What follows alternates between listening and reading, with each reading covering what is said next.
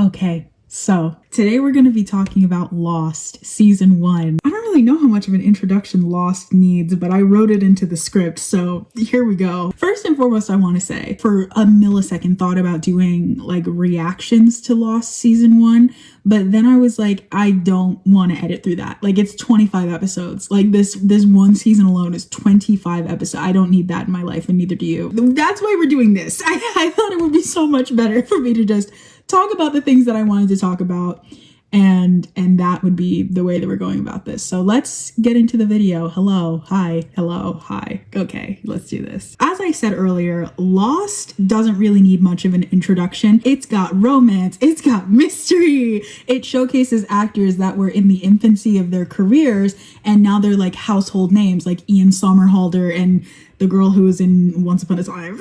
Personally, I had never actually watched the show myself. When I was little, I watched it like over the shoulders of my older sisters. Very like vivid, specific memories of like things that I saw as they were watching it. Like, I think this was around the time that like Netflix had just like started to become like a bigger thing. I hate that I was alive for that, but whatever. Normally, I would avoid a show with this kind of reputation, and for years, like, I really have, because I prefer shows that start when the creators like have an ending in mind. I don't like shows that just kind of go on for the sake of going on. The reason that I decided to delve into the show on my own as an adult person now was because one of my favorite channels, the Man of Recaps, posted his magnum opus, which was a recap of the entire series of Lost, and I watched that video. Multiple times all the way through. I fucking love that channel. I love that man. As much as I love to rewatch things that I love, like when it's actually like necessary for me to rewatch stuff, I'm like, I can't be bothered right now. Like, just tell me what happened. Just give me the highlights, because that's what I'm there for. I want to know the plot. I don't really care about the frivolous like filler episodes and whatnot, which is another reason that this 25 episode long season was so incredibly daunting for me. But after watching this video, it really convinced me to give the show a shot. I have watched the entire video, not just the part for season 1. I love spoilers. I feel like I can't fully process or enjoy something unless I know what's going to happen and when it's going to happen. I feel like when it comes to fiction, the journey is often far more important than the destination. So it doesn't really matter if I know what's going to happen and when it's going to happen. What matters is experiencing the way that we got there. Like, I can know that a character is going to die, but it won't really matter that I know if I don't experience it. You know what I mean? So spoilers don't really affect me the same way that I know they affect other people. I actually love getting spoiled and seek getting spoiled in like every kind of media that I consume. Even with that though, I almost did not watch this because it's 25 episodes. Like, that's too many episodes for one season. I'm sorry. I know that like people have different takes about that kind of thing, but for me, that is too much. Like, there has to have been some filler. That was my first thought, because there's no way that a single season can justify 25 episodes. And I wasn't fucking wrong. I was not wrong. No matter how good the show is or what it is, there's gotta be some kind of filler, right? And I get that this type of show like needs a lot of character development, which is something that I did think that the show really succeeded in, but Jesus, Jesus, like, I will get into it later. Against my better judgment, against all of those things that were telling me, hey, Cressy, maybe this one is one that you skip, I did decide to watch the first season of Lost for the first time ever. And you know what? I've watched it twice now. The first time I actually like watched it. The second time I skimmed it. So let's hear my opinions about a show that is now only 1 year younger than myself. Let's start out with my favorite characters. John Locke. I love John Locke, okay? His backstory was tragic, but he's still the island grandpa who just wants to take the kids hiking for the weekend. I love this man. I love, this show is his show. I do like all of the characters, but like without John Locke, this show would be terrible. He helps Charlie with his addiction. He builds Claire's baby a crib. He catches boar for everyone to eat. Like, he's just such a good guy, and he just wants to help people. Going into it, I knew that he couldn't walk, but if I didn't know that he could walk, like if I were an original viewer of the show and they like pan over to the fucking wheelchair, I can imagine imagine how like I would be gagging at that. I never ever understood Michael's dislike for him or Jack's like short-lived feud with him. I never got it. Fuck both of them for that. Though I do think that Michael's thing with him has a lot of like deeper layers to it that we will get into later. The way that people on the island talk about John Locke is like so telling. Every single time somebody mentions him, they're all like, man, I just have a feeling that guy is going to be the one to save us from the island. And you know what? I bet I actually don't remember. It's just so rotten and strange to me how like literally at every single chance, everybody, and I do mean every single character is like, man, John Locke is so crazy and creepy and weird. But who's the first person they go to for help? Who's the first person they go to for fucking advice on every single fucking thing? John Locke. John Locke takes care of everyone, but who takes care of John Locke? The island? John Locke was my favorite character. I will mention the runner-ups though. I think my runner-ups might be the biggest shocker of all. The first one is a surprise for both you and me. Shannon, aka Liam Neeson's daughter. I thought that her character arc was genuinely spectacularly delivered, including and culminating in her brother's death, which I think really allowed Ian Somerhalder's character to just like not overstay his welcome because he was really starting to get annoying at that point. I feel like at that point in the show, the writers really like lost sight of what they wanted him to do specifically. So they were just like, well, we could just kill him. And I think that was the best decision, not only for his character, but also for Shannon's. I'm shocked it took so long for his character Boone to start getting on my nerves, but I honestly think that was just like Ian Somerhalder's effect, which is kind of strange considering the fact that he plays like a borderline pedophile and mass murderer in the TVDU. I think that is just like Ian Somerhalder. Like he still makes people swoon even when he's like playing a grown man making out with teenagers. Like he, you know, Boone really spent his run of the season just constantly telling Shannon how useless she was and how she couldn't do anything on her own. And you could tell that she really believed that about herself as well, until Saeed began to challenge her into contributing to the community. And I feel like that is the best part of her arc. Like she had a very clear place where she started and a very clear place where she was going and a very clear place where she could have ended if this was like basically the only season that they got. I do think that it's like so ironic that Boone was so aggro towards her and so like eager to jump down her throat and be like, you can't do shit, when he spent the entire season begging the other men on the island to give him something to do. At least Shannon like came up with her own plans and like was just manipulating men into doing what she wanted, right? Like she's the big brain sugar baby. I just think the way that they wrote her was amazing. I feel like they paid her character a lot of respect, which isn't super usual for a character like this. We can disregard the whole like step sibling justified incest thing. That was fucking disgusting. I don't know why they did that. It's one thing if they were like recently made step siblings, but they specifically stated that they had been step siblings since Shannon was 8 and Boone was like only a little bit older. And that's like a very, very long time to be siblings with somebody, to still be looking at them in that way. You know what I mean? I wouldn't want to be the sibling of like any of the people who like write this type of shit, because like, you know, like it basically just shows the type of stuff that they fantasize about. Second honorable mention shouldn't be as much of a surprise, but Sun. I loved Sun. Don't even get me started. I fucking love Sun. Last summer, XO Kitty dropped and I watched that show. I did videos for it if you want to see them, but I didn't know that that was her when I first started watching that show. But then once I did realize it, my shit was rocked. Like my worldview changed, you know? The Sun's character arc and what it says about love and femininity and toxicity and friendship. Like, oh my God, I did not expect to get that much depth out of this woman's character arc, especially as like she's the kind of character who would be like the forgotten one. She's a woman of color, she doesn't speak English, which is not important to like the main plot of the story, but like the more human side of the story, like the more literary side of the story, she is like, I fucking ride for Sun. Her friendship with Kate and Michael had my heart melting throughout this season. The fact that she decided to get her own hobbies outside of her husband, away from Jin. She started that garden with Kate. The fact that Kate tried to help her keep her husband around by making him sick. The whole storyline plays into the complex feeling. I'm really going in.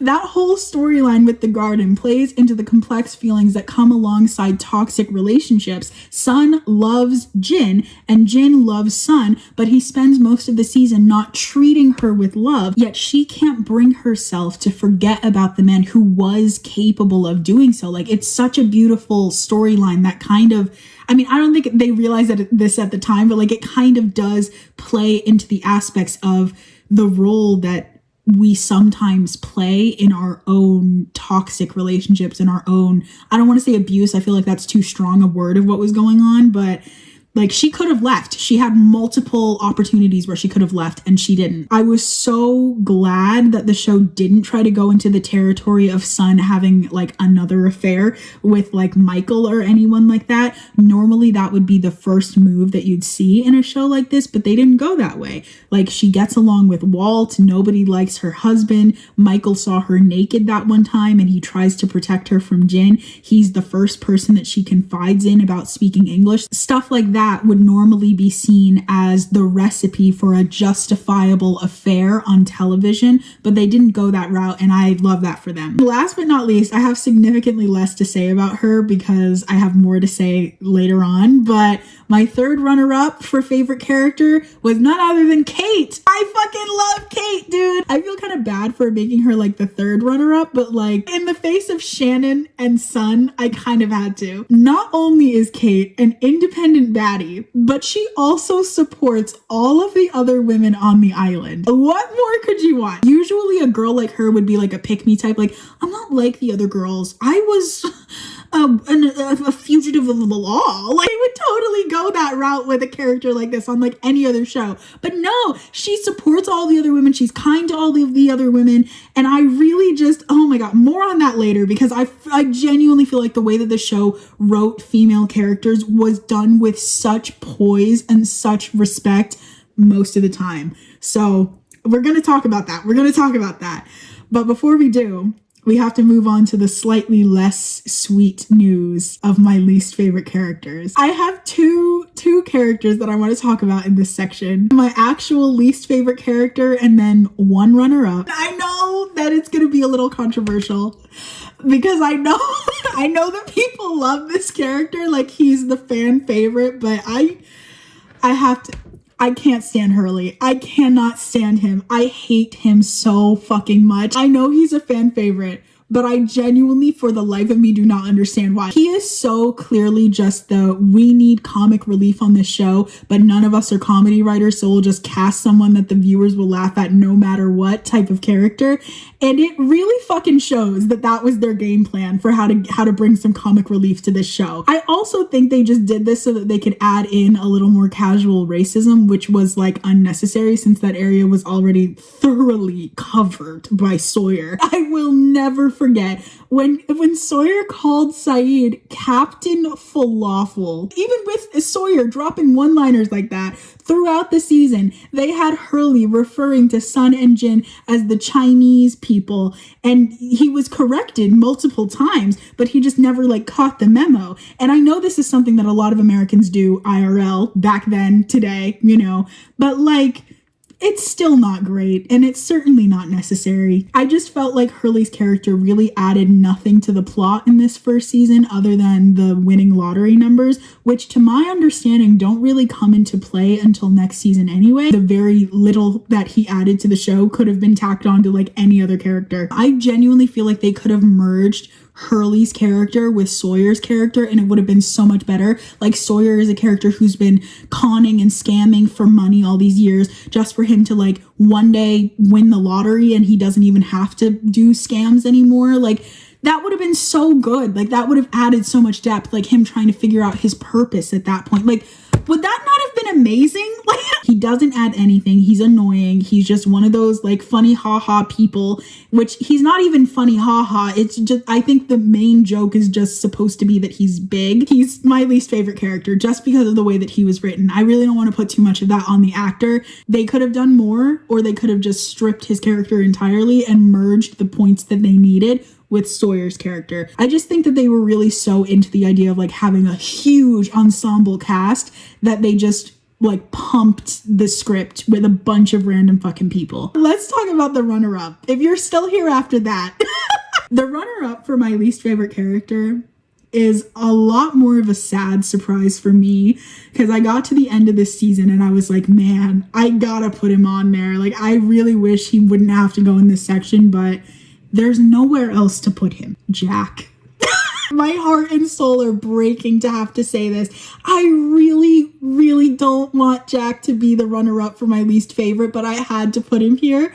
Like, at the start of the season, I was really all in for him. I thought he was interesting. I thought he had a layered past. I liked him a lot the first couple episodes, but as the show went on, his arc repeated so many times, at least 3 times in both flashbacks and the current timeline. His arc just kept repeating, dude. Like, it would get resolved and then it would just start over. It was always like, I'm a doctor, I have to save people. And then someone would be like, Jack, you can't save everyone. And he would be like, no, I won't give up. No matter if they died or lived, he would go on like a grief-induced hallucination bender because of whatever the fuck happened, or because like he just didn't want to be people's leader anymore. Like, every single fucking time. Like, every single time, it just kept happening. They kept doing this again and again and again. And let me tell you, that shit got old quick. I was never really into his little romance with Kate, and I know that it ramps up a lot more as the show goes on. I just don't, it's so worthless to me. Like, I just don't feel the romance between like literally any of these characters at all. Like, at all. Like, whatsoever. Like, maybe Sun and Jin, but like, that's literally it. Their little back and forth of him being mad that she's a fugitive and didn't tell him also got old quick, because it kept happening every few episodes. He kept asking what she did. She would keep not fucking telling him because it's not his business. And he would just ask again, like, dude, get a clue. Like, Jesus. It's so, I think that's like the word of the day. Repetition, repetition, repetition. And I think that's because of all the fucking filler. It didn't need to be 25 episodes of the same repeated arc again and again and again. I really genuinely started to dislike him though when he took out his anger and grief over Boone's death on John Locke. After a while, he just felt so boring. Like, I really cannot get behind him being like the main protagonist of the show when there are so much more interesting characters. So much more. I think that's the problem with having such an intensely like ensemble cast. Like, the characters are all so thoroughly developed that it's like you have no excuse for having any characters be boring. On a lighter note, let's talk about my favorite relationships. And I'm not just talking about like romantic relationships, because as I said, I really was not actually feeling like any of the romance in this show. First off, I want to talk about the whole Walt, Michael, and Mr. Locke situation, because this was definitely my favorite part of the show. I feel like a show like this really has to lean into the more like literary aspects of things, of like just interpersonal relationships. This dynamic between these 3 characters was a part that I really truly found the most interesting. I loved the relationship between them because it was so complex and yet adorable. I don't know what it is about watching like grown men like take children under their wing in a non-creepy way that just warms my heart. And I think it's because like I'm so used to men being like predators that I don't know if the writers intended this, but I found it interesting that Walt seeks out another male role model in an older white man, similar to the stepfather who abandoned him after his mother died. Maybe I'm projecting, because when I was younger, I went to a private college prep school where I was like pretty much 24/7 surrounded by white people. And it took me a really long time being like out of that environment to really start to like value the opinions of like other people of color in like a meaningful way, because the people that I grew up with like really did not, to say the least. So like it was always my gut reaction to value the word of like a white person over the word of another person of color, which like I'm ashamed to say now, obviously, but that's how it was when I was a kid. But I just wonder if that was possibly why Walt gravitates towards older white men like Mr. Locke, because that's what his father figure was for most of his life. We only ever see him hang out with other white men like Sawyer and Hurley and Boone and Mr. Locke. Even though he does hang out with Sun for that one episode, we never see him with Jin or Saeed, like really having a conversation with them or spending like a length of time with them. And I just kind of like inferred that maybe it was because he's still seeking out the parent that he lost in his stepfather. I mean, it could be a coincidence. I don't know. Like I said, I could just be projecting. Beyond that, I just find Mr. Locke and Walt's relationship to be really freaking cute. Like I totally feel why Michael was concerned. Like he literally says, if we were home, the cops would be called. Like not exactly, I'm definitely paraphrasing, but like obviously it's weird for Mr. Locke to be spending so much private time with a little boy. Like I definitely get that. However, I like that Walt was able to confide in him about the fire and his feelings towards his father. Like I felt that whole arc and the way that was handled was so well done. And like the way that they built up the mystery of who burned the raft, and they all thought it was Jin, but it wasn't. And then Sun had to reveal that she spoke English. All roads lead back to Sun. Like that was such a good episode. Such a good episode. Even though it was kind of filler, it was a really good episode. Even with the role that Mr. Locke played in Walt's life, he never really overstepped. He actively tried to get Walt to stop coming to him after Michael expressed how uncomfortable it made him. So I really think that he did like a good thing and was just trying to be a good guy. With that said, I also think that another layer is added to this because of Michael's uncomfortability with Walt hanging out with Mr. Locke. He's already insecure about being a father because he hasn't had the opportunity to be a father. He said himself that he barely knows his own son and clearly wants to be the person that Walt goes to when he needs something, but everything he tries to do to get Walt's favor is just pushing him farther away. And in this deadly situation, like it puts everything in the most extreme, harsh light that it could possibly be in. Like when I was watching that episode where he burned the fucking comic book, I was so mad on Walt's behalf. You don't know if that's the last comic book this kid will ever fucking see, and you just burned it. And he was so cute sitting on the right.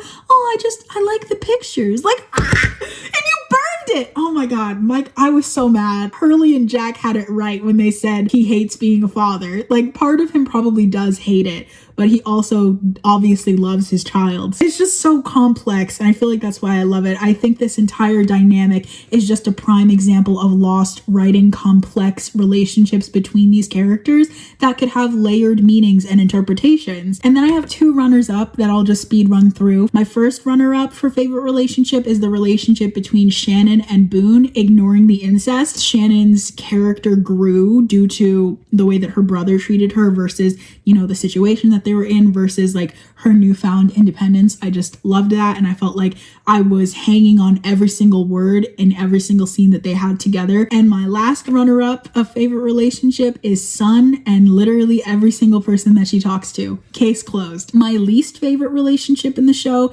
had to be, oh my God, am I losing my voice? Shit. My least favorite relationship in the show this season had to be the whole Kate, Jack, Sawyer, will they, won't they love triangle thing. I have never been a fan of love triangles in any media. They're just not for me.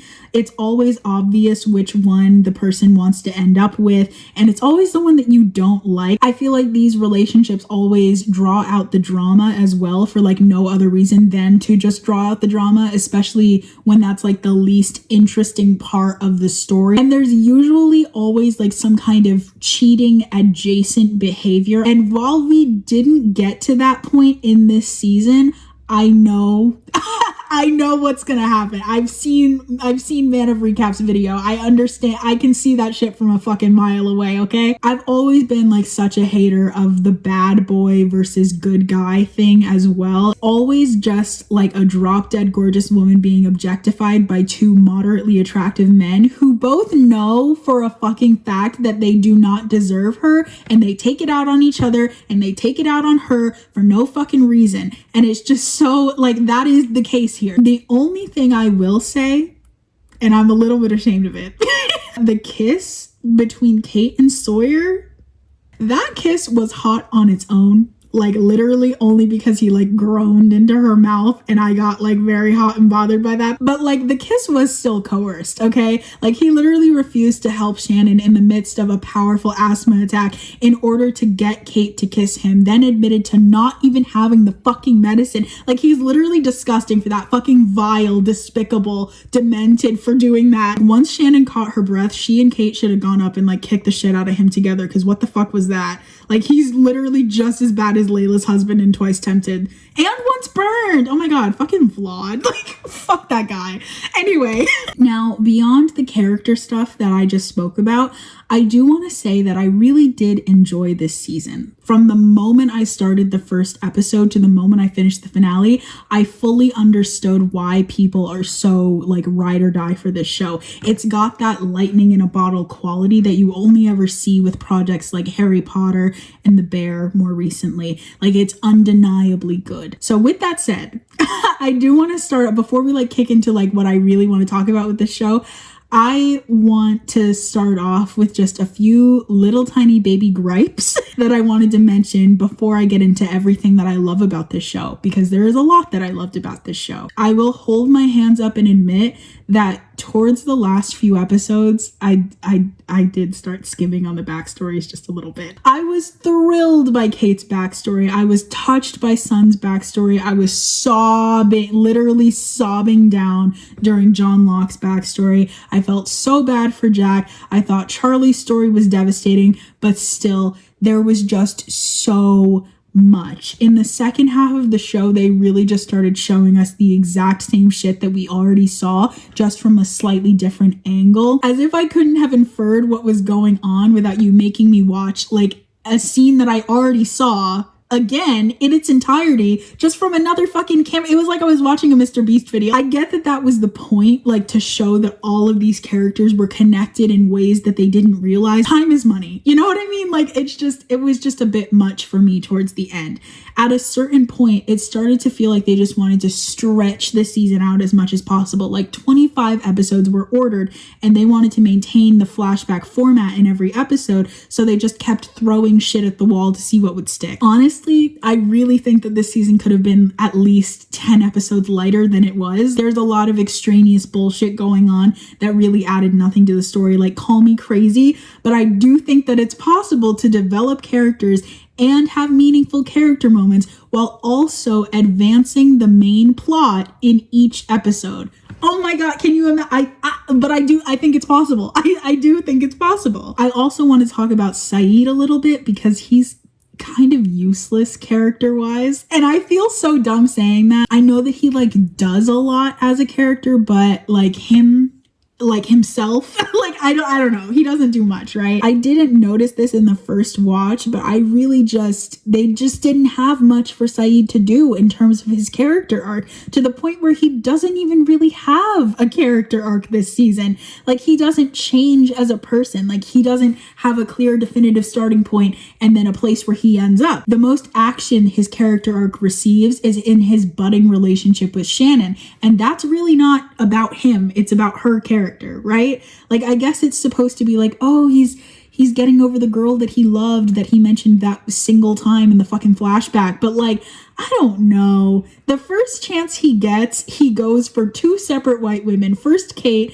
and then Shannon when she starts to show interest. And I literally cannot tell you how glad I was that the Kate Sawyer Jack love triangle didn't become a Kate Sawyer Jack Saeed love square, because man, that shit would have really killed me. Like, it really would have. I could tell that Saeed was flirting with Kate in the first couple of episodes, but I don't think the writers knew what they wanted out of that relationship at first because it was still a bit vague. Hence the fact that they had someone like blatantly state to Kate that Saeed seemed to be pursuing her. I think it was Sawyer who said that. I don't remember. It was either Sawyer or Charlie who said that. And I'm so glad that they didn't actually take that anywhere because that would have just like really slogged his character along. Saeed obviously wasn't totally useless. He did a lot of practical things, but literally any of the characters could have done the shit he was doing, you know? Like not the torture stuff, obviously, but like Jack could have been the one who was captured by the French woman.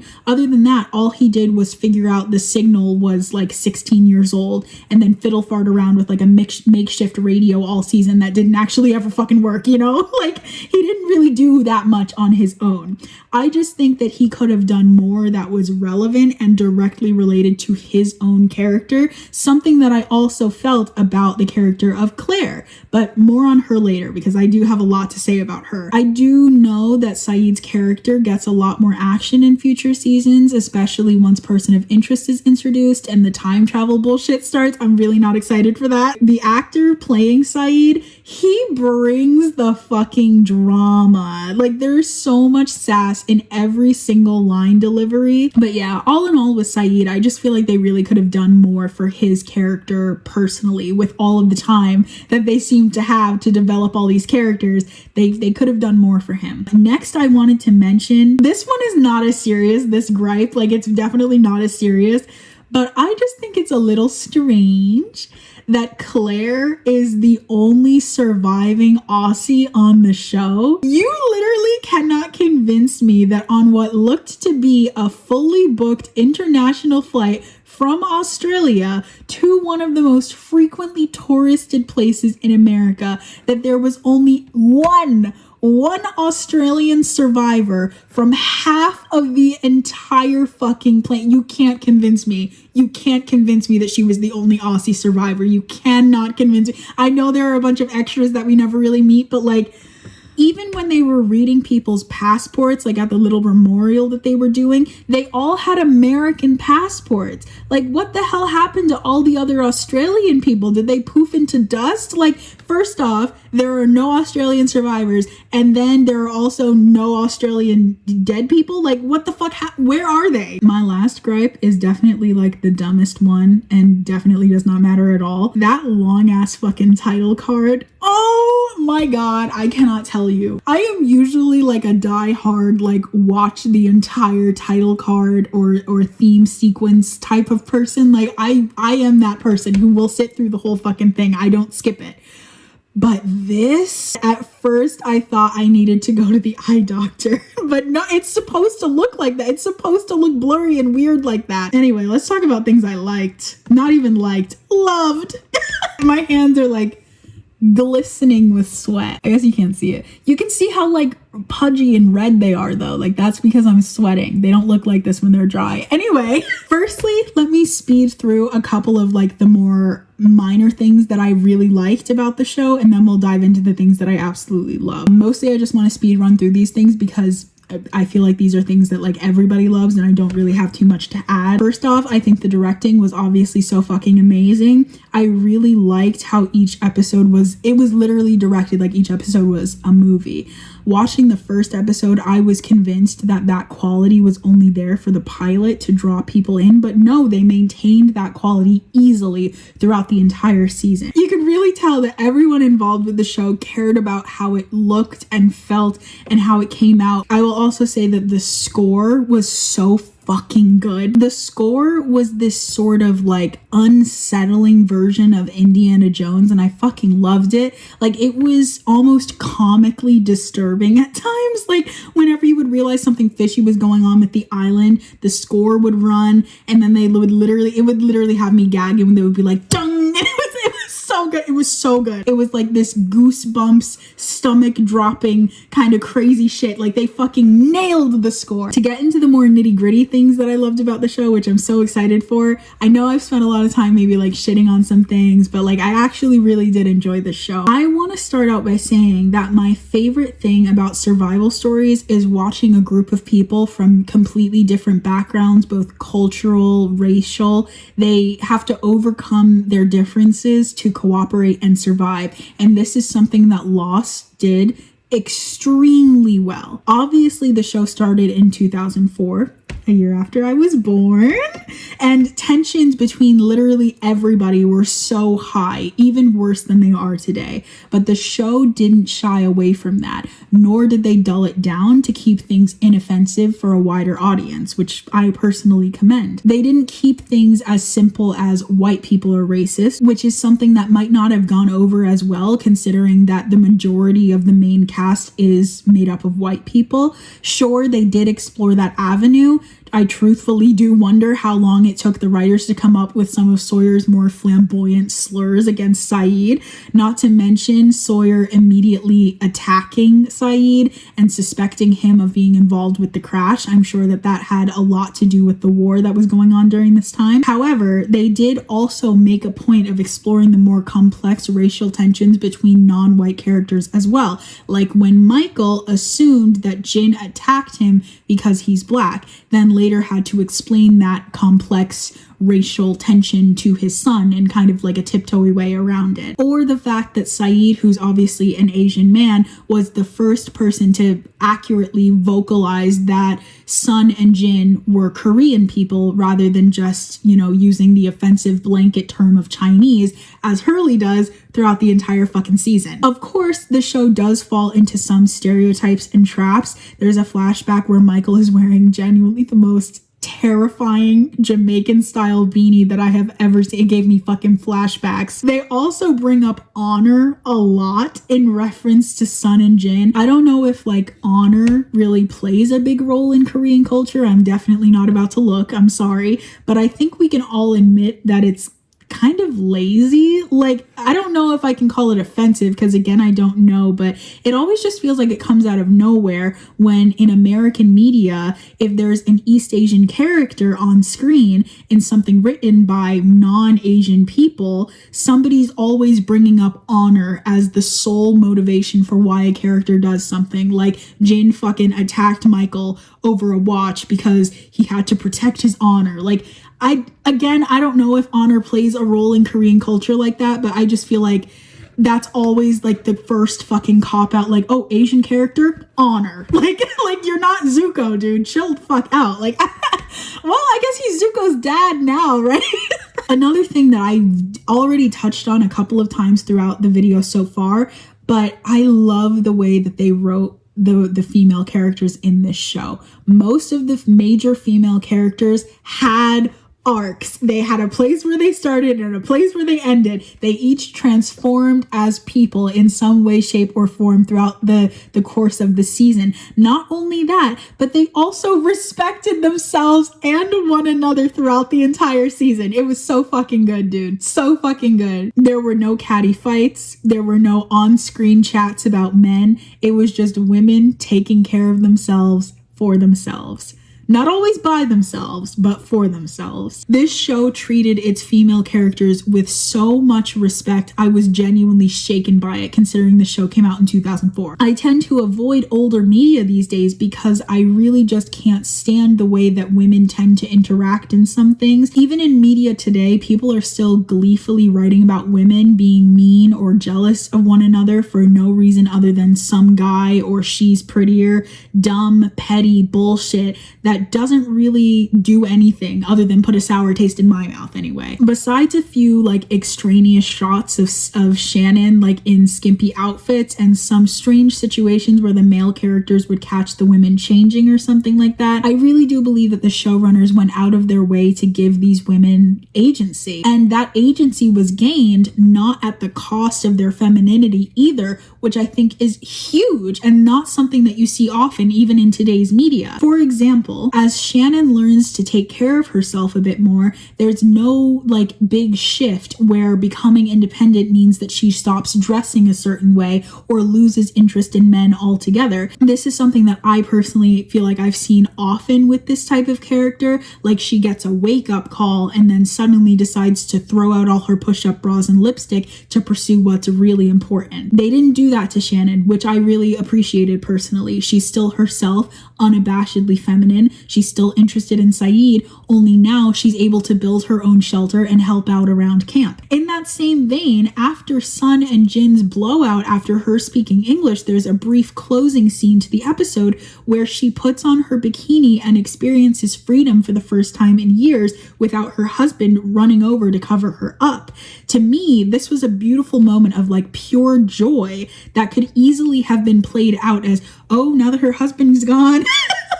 I literally wrote, now that her husband's gone, she's free to slut it up. I just loved that after all Sun went through, she was finally in a place where she wasn't being shamed for something so simple as dressing the way that she wanted to dress on a hot as fuck tropical island. In Kate's situation, it's a little bit different. She starts off as a can-do, don't need no man type of woman. And for the most part, that is how she stays through the duration of the season, other than her very obvious, very boring boner for Jack that it comes out of nowhere and makes no fucking sense. The best thing about her character though is the way that she treats other women on the island, specifically during her conversations with Sun and her more brief interactions with Claire and Shannon. A lot of shows will go out of their way to vilify all but one woman on the cast due to the one woman theory, but in this case I think the decision to go like full on ensemble really prevented them from doing that, and we got to go all in with showing these people supporting one another. I feel like the only major female character who definitely didn't get treated with as much respect or agency was Claire.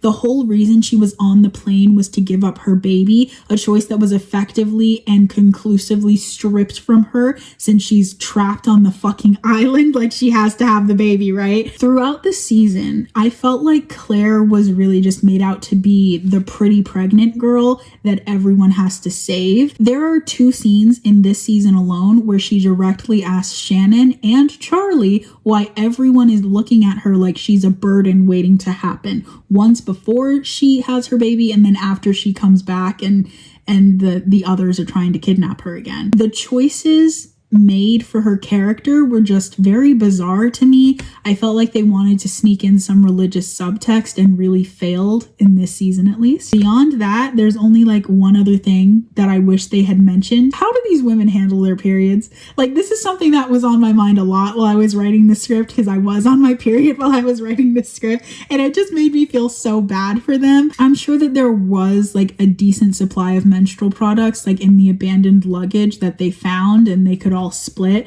but like I don't know, tampons and pads are pretty fucking finite and they're also single-use resources, so like what did they do once they run out? Like just stick some palm leaves into their underwear? Like that's so gross. I mean, obviously the show was made in the early 2000s, so they wouldn't mention something like that, but food for thought. I just wondered. And that draws my thoughts about Lost pretty much to a close. Overall, I really liked this season. It was a pretty strong season of television. I liked way more about the show than I disliked, which is not something that I've been able to say very often about very many things. I think this show would have been great to watch as like an original viewer. I can't really say that I'm in a rush to watch the other seasons. From what I remember from the Man of Recaps video, the show seems to go off the rails in a bad way, like the further you go into it. I really just want to meet like the tail section passengers, mostly Echo, whose death I remember watching as a child, and Michelle Rodriguez for this one specific scene that I remember where she like figures out which guy in their group is like pretending to be one of them, where she's like, you weren't even wet. I remember that scene so vividly, like so fucking vividly. For the record though, I have started season 2 and it's fine. There are some parts that I like, but there are a lot more parts that I don't like. in this season. I definitely feel like I'm not gonna bother with season 3 at this point. Also, something I noticed, they keep calling Vincent, Walt's dog, a boy, but it's not a boy. Like, they showed a shot of the dog's hindquarters, and that's a girl dog. That's not a boy. I'm sorry, that's not a boy dog. I don't know why they're doing that. Maybe when they started the show, they had a boy dog, and then they were like, well, we named it Vincent. So we gotta have to keep that up and keep calling it a boy, even though it's very clearly a girl dog, but whatever. Also, I have to say, since I started season 2, like, the low-rise jeans are really killing me. Like, I cannot imagine anything worse than being a woman in the middle of a fucking tropical island having to wear low-rise jeans. I will leave you with this. Back in the day, there was another show similar to Lost, but it was like a found footage style of show, and I cannot for the life of me remember what this show was called. I remember that it didn't get renewed for another season. It was just one season, but it was just like Lost. Like, they were on a boat or something. It was like found footage. They like, does anybody know what I'm talking about? Anyway, thank you for stopping by, tuning in, and listening to me rant about watching season 1 of Lost for the first time. Okay, peace out. Bye. Holy fuck, that really took it out of me. Holy fuck, that took it out of me. Oh my God.